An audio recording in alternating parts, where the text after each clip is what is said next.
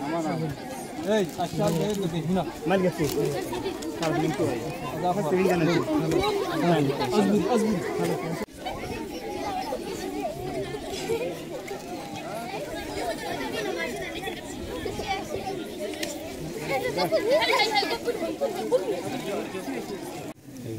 قاعد يصور.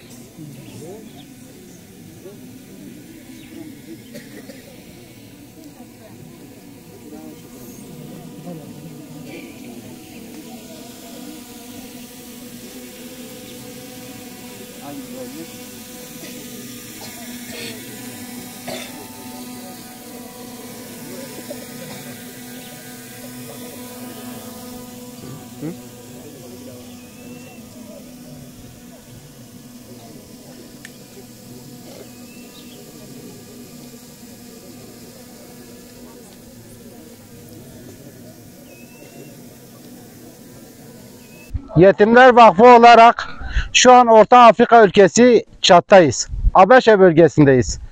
Az önce buradaki medresemizde çocuklarımıza Kur'an-ı Kerim hediyesinde bulunduk.